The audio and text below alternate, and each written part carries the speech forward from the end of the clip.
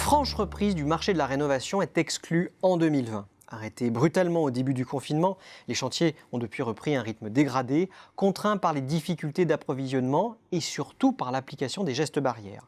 Côté demande, la baisse du pouvoir d'achat et la chute des ventes de logements anciens, après le niveau record de 2019, vont détériorer les carnets de commandes.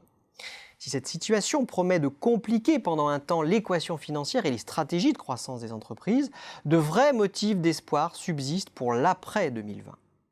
Le recentrage des Français sur l'habitat, ou le rôle contracyclique des bailleurs sociaux et autres propriétaires d'actifs, s'imposeront comme des forces de rappel. Alors, quelle stratégie dans l'après-crise pour les acteurs de la rénovation ? Certes, de nombreuses interrogations subsistent sur l'évolution de la demande et des comportements des consommateurs.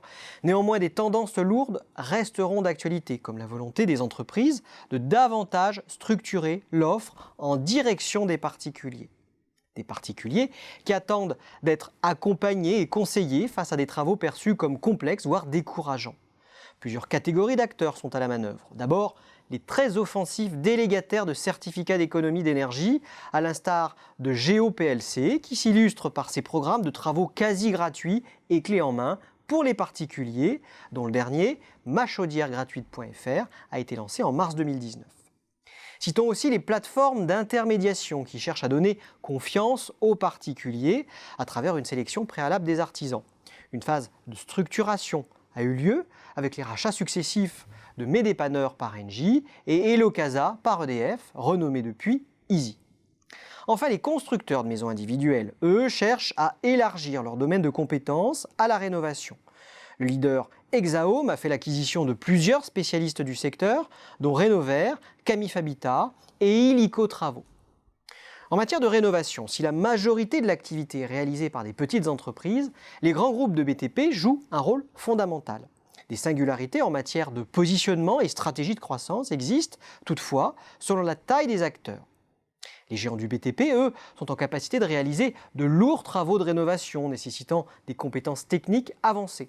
Cela constitue un levier de différenciation majeur pour eux, leur ouvrant des marchés sur lesquels seuls quelques intervenants sont susceptibles d'intervenir.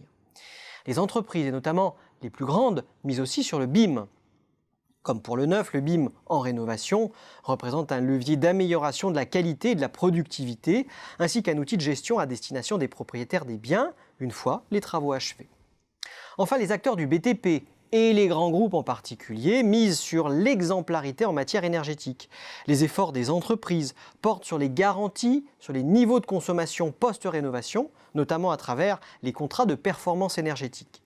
Citons aussi les équipements connectés qui vont s'imposer comme des outils indispensables pour mesurer et corriger les consommations et permettre aux propriétaires et aux occupants de remplir leurs objectifs en matière d'empreinte carbone.